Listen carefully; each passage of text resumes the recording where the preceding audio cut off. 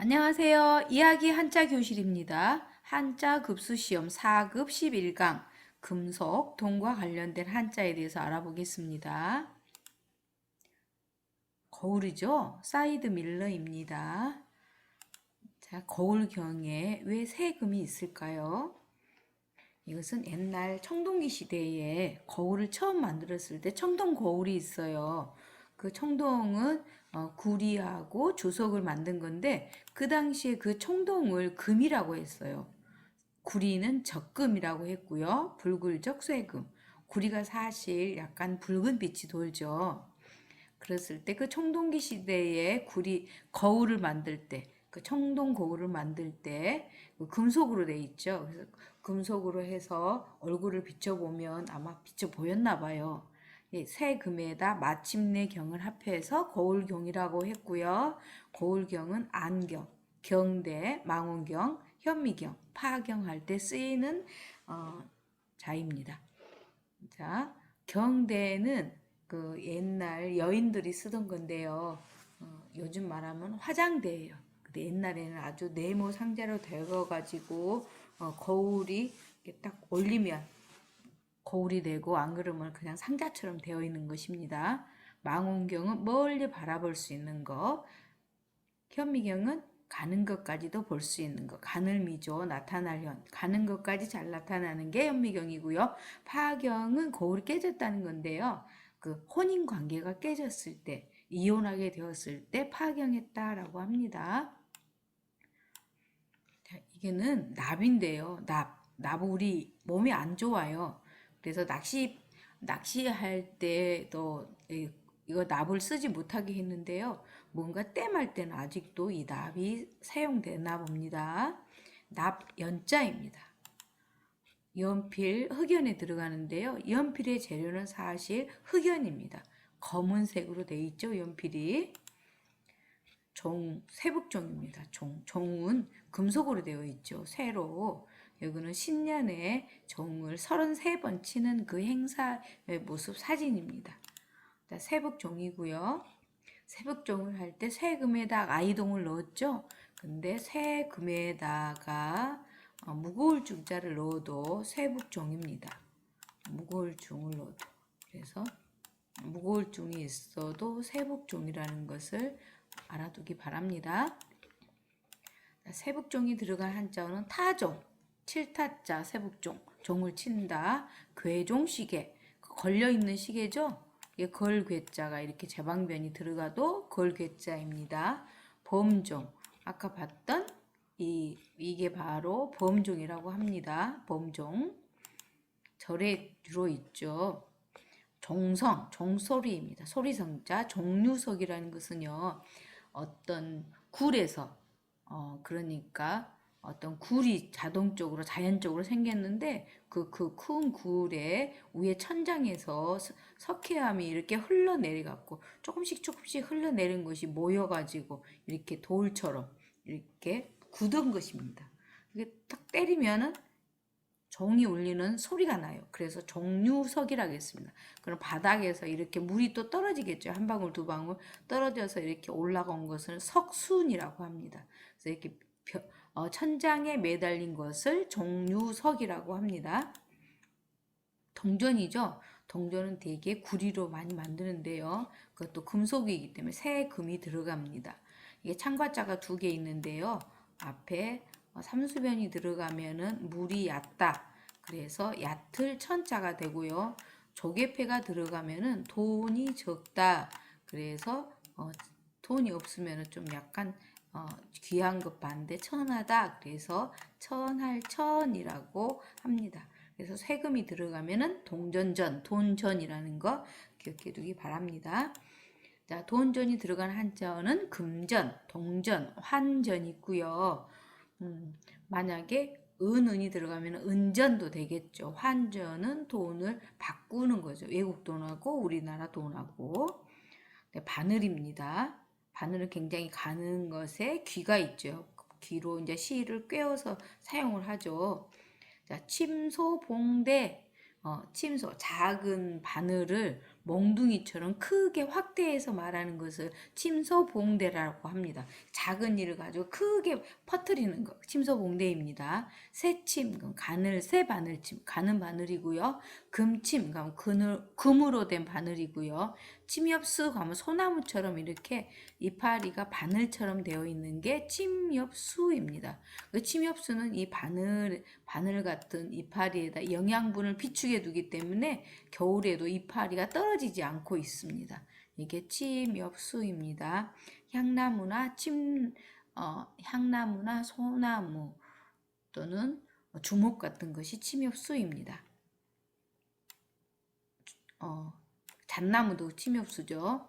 자, 쇳돌광은 쇠금에다가 넓을 광이죠. 이 쇳돌이 말하자면 철광석 할 때 철처럼 나오는 거. 광산 그러면은 굴 속에서 땅 깊이 어떤 광물을 캐내는 곳이 광산이고요. 거기서 캐내는 물질을 광물이라고 하고요. 철광석이라는 것은 어떤 돌에 그 철 성분이 들어있는 거죠. 그걸 용광로에 녹여서 철 성분만 뽑아내겠죠. 그래서 철 성분이 들어있는 그 원석을 철광석이라고 합니다. 탄광은 그 광산에서 연탄, 그 석탄을 캐내는 것이 바로 탄광입니다. 비석입니다. 이 비석은 어떠한 사람이 어떻게 살다가 잠들다라는 비문이 적혀 있죠. 무덤 앞에 있는 비석인데요. 돌석에다가 이게 낮을 비자입니다. 형성자죠. 비석, 비문, 비석에 새겨진 글을 비문이라고 하고요. 무덤 앞에 세워진 그 비석을 묘비라고 합니다. 여기다가 돌석을 하나 더 넣어서 묘비석이라고도 얘기하죠. 묘비는 보통 돌로 만드니까요. 여기에는 태평양을 중심으로 삥 둘러서 고리처럼 되어 있죠. 이걸 환태평양 조산대라고 합니다. 왜 이렇게 부르냐면요. 이게 태평양을 삥 둘러서 지진과 화산이 자주 일어나기 때문에 환태평양 조산대라고 합니다. 이게 고리처럼 삥 둘러 있는 거죠. 고리 환자인데요. 이 앞에 있는 것이 구슬 옥자입니다. 구슬을 꿰 모양이죠. 뭐 구슬이 서말이라도 꿰어야 보배다 그렇죠. 구슬을 꿰어야지 반지도 만들고 귀걸이도 만들고 목걸이도 만들겠죠. 이게 환자라는 소리를 나타내고 앞에 있는 구슬옥이 뜻을 나타내서 고리환 그렇습니다. 환경, 순환은 빙글빙글 도는 거죠. 환태평양 할 때 고리 환자입니다.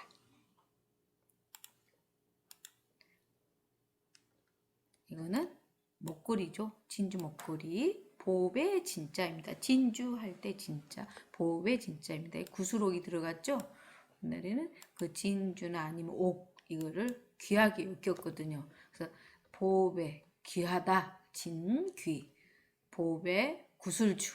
구슬주가 바로 진주죠. 진주. 진보. 구슬과 보배. 이 보배 보자로 보면은 집에 뭐가 있죠? 구슬이 있죠. 옥이 있죠. 옥. 그리고 이 장군부가 옛날에 만든 그릇이에요. 그릇. 비싸죠. 그릇. 지금보다도 더. 지금은 만들기 쉽지만 옛날에 만들기 어려워서 이 장군부 그릇이 비쌌어요. 조개패는 돈이에요. 집에 구슬도 있고 그릇도 있고 돈도 있고 그러면은 보배다. 진보. 진짜 보배입니다. 보배진. 재물자. 재물자는 물자인데요. 이게 말아 돈이 되는 거죠. 그래서 조개패가 들어갑니다. 이게 뜻을 나타내죠. 조개패는 항상 돈을 나타냅니다. 여기는 또차에다가 조개패죠. 근원원자, 자원, 물자, 물건물. 물자도 하나의 돈이죠. 자질. 자질은 그 사람이 가지고 있는 바탕이죠. 바탕질자입니다. 투자, 던질투, 재물자. 어떤 사업을 하려면은 일단 돈을 내야 되겠죠. 자본, 근본본. 자본이라는 것은 사업을 할 때 바탕이 되는 돈을 말합니다. 자금도 마찬가지겠죠. 도족토. 도족토. 밑에가 그릇 명자죠. 옛날에 그릇을 훔쳤나? 그거 모르겠지만은요. 도적도 도적적. 도적적에 조개패가 들어가죠. 절도, 훔칠절 도적도. 도적도 들을 청. 몰래 듣는 것을 도청이라고 합니다. 도적처럼 듣는다. 도청. 자, 도적 적자는 이게 조개패가 돈을 나타내죠. 뒤에는 오랑캐 융자입니다. 오랑캐라는 것은 배우지 못한 비문명인, 비문화인을 문화인이 아니다. 오랑캐라고 했습니다. 도적도 도적적, 적반하장, 도적이 도리어 멜하, 막대기장, 도적이 오히려 막대기를 맸다, 몽둥이를 맸다라는 것이에요. 뭐 도적이 침입하면 주인이 몽둥이를 들고 쫓아야 할 텐데 오히려 도적이 몽둥이를 들었다. 즉 잘못한 사람이 성낸다. 방귀 낀 사람이 오히려 성낸다. 잘못한 사람이 오히려 화를 낼 때 적반하장이네 라는 소리를 합니다. 차바퀴죠. 차바퀴 륜자입니다. 이거 수레차에다가 뒤에 있는 부분이. 그래서 이륜 그러면 바퀴가 2개 있는 굴러가는 거죠. 자전거는 이륜이죠. 사륜 4바퀴가 굴러가는 거. 자동차도 4바퀴지만은요. 앞바퀴 2개만 굴러가는 자동차가 있고요. 2개가 주로 움직여서 이동하는 것이 있고 뒷바퀴가 움직여서 이동하는 것이 있어서 앞바퀴가 이동해서 움직이는 것을 전륜이라고 하고요. 뒷바퀴가 돌아가서 움직이는 것을 후륜이라고 합니다. 4바퀴가 다 돌아가는 게 있어요. 사륜이라고 합니다. 차륜, 차 바퀴고요. 윤화, 차로 인해서 자동차 사고로 인해서 사고가 나는 거, 화를 입은 것을 윤화라고 하고요. 윤전기는 이렇게 빙글빙글 돌려가지고 인쇄했던 것이 있습니다. 요즘에는 사용하지가 않죠. 윤전기 인쇄했던 것입니다. 자, 오로지 전자는요, 이게 실을 잡는 거죠. 물레죠. 물레처럼 빙글빙글 돌아가는 그러한 것을 번뜬 글자입니다. 돌아가다. 실을 잡는 물레의 뜻을 가지고 회전한다, 돌아간다 라는 뜻을 가지고 있고요. 전할 전자는 소식을 전하는 파발용 수레라는 뜻으로 추정한다고 합니다. 전공, 그럼 오로지 하나만 한 거. 7공자죠. 한 가지만 오로지 하는 거. 전문가, 하나는 잘하는 거. 전용, 그러면은 그 사람들에게만 쓰이는 것이죠. 여성 전용 그러면 여성에만 쓰는 것이고요. 전유물 그러면 그 사람에만 속한 물건입니다. 전심 그럼 오로지 마음을 다한다. 전심전력을 다한다 그러면은 온 마음과 온 힘을 다해서 한다. 전심전력 온전전에다가 뭐 힘력 오로지 마음을 다하고 온 힘을 다해서 할 때 전심전력 그렇게 말합니다. 전문대학 자기의 전공 하나만 가지고 열심히 공부한 데가 바로 전문대학입니다. 구를 전자죠. 바퀴가 굴러갑니다. 수레차에다가 오로지존이 구른다, 회전한다는 뜻이잖아요. 수레바퀴가 회전한다. 그래서 구를 전자. 운전, 전학 이쪽 학교에서 다른 데로 가죠. 이전, 옮겨가는 거죠. 옮기리, 구를전, 정근, 옮겨가는 것입니다. 자, 이번 시간에는요. 금속과 관련된 한자에 대해서 공부했고요. 다음 시간에는 한자 급수시험 4급 12강 마음과 관련된 한자에 대해서 알아보겠습니다. 이상 마치겠습니다.